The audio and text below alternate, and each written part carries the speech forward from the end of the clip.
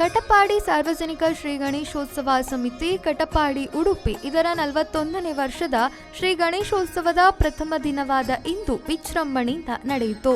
ವೇದಮೂರ್ತಿ ಶ್ರೀ ಪುರುಷೋತ್ತಮ ಆಚಾರ್ಯ ಅಗಲಿಮಠ ಇವರ ಪೌರೋಹಿತ್ಯದಲ್ಲಿ ಗಣೇಶ ವಿಗ್ರಹವು ಪ್ರತಿಷ್ಠಾಪನೆಗೊಂಡು ತದನಂತರ ಶ್ರೀ ಗಣಹೋಮ, ದುರ್ವಾಂಕುರ ಅರ್ಚನೆ ಹಾಗೂ ಮಧ್ಯಾಹ್ನ ಮಹಾಪೂಜೆ ಪ್ರಸಾದ ವಿತರಣೆ ನಡೆಯಿತು.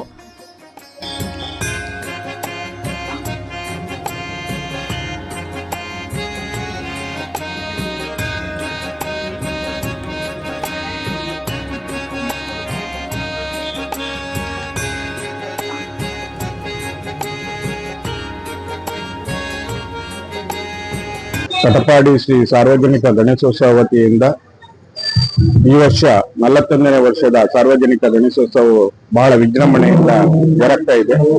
ಗಣೇಶೋತ್ಸವ ಸಮಿತಿ ಅಧ್ಯಕ್ಷರಾದಂತ ಗೌರವಾಧ್ಯಕ್ಷರಾದಂತ ಡಾಕ್ಟರ್ ರವಿನಾಥ್ ಶೆಟ್ಟಿ, ಹಾಗೆಯೇ ನಾರಾಯಣ್ ಭಟ್ ಹಾಗೂ ಅಧ್ಯಕ್ಷರಾದಂತ ದಯಾನಂದ ಶೆಟ್ಟಿ ಅವರ ನೇತೃತ್ವದಲ್ಲಿ ಬಹಳ ವಿಜೃಂಭಣೆಯಿಂದ ಈ ಒಂದು ಕಾರ್ಯಕ್ರಮವು ಜರುಗ್ತಾ ಇದೆ.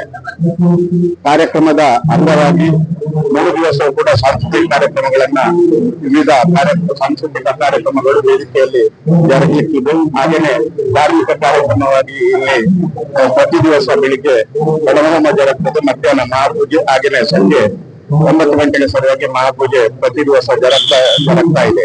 ಹಾಗೇನೆ ನಾಳೆಯ ದಿವಸ ಸುಮಾರು 7,000 ಭಕ್ತಾದಿಗಳಿಗೆ ನಾವು ಅನ್ನ ಸಂತರ್ಪಣೆಯ ವ್ಯವಸ್ಥೆಯನ್ನ ರಮಾನಾಥ್ ಶೆಟ್ಟಿ ಕಡಪಾಡಿ, ನ್ಯೂನಯನ ಕಡಪಾಡಿ ಇವರ ವತಿಯಿಂದ ಪ್ರತಿ ವರ್ಷ ಕೂಡ ಈ ವರ್ಷ 11ನೇ ವರ್ಷದ ಅನ್ನದಾನವನ್ನು ಅವರು ಸೇವಾರ್ಥವಾಗಿ ನೀಡ್ತಾ ಇದ್ದಾರೆ.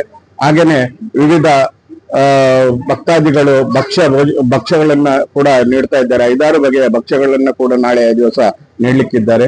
ಹೀಗೆ ಈ ಒಂದು ಗಣೇಶೋತ್ಸವ ಅತ್ಯಂತ ವಿಜೃಂಭಣೆಯಿಂದ ನಡೆಯುತ್ತಾ ಇದ್ದು, 3ನೇ ದಿವಸ ನಾಡಿದ್ದು ಶುಕ್ರವಾರ ದಿವಸ ನಾವು ವಿಸರ್ಜನಾ ಮೆರವಣಿಗೆ ಮಧ್ಯಾಹ್ನ ಬೆಳಗಿನ ಪೂಜೆಯಾಗಿ, ಮಧ್ಯಾಹ್ನದ ಮಹಾಪೂಜೆಯಾಗಿ, ತದನಂತರ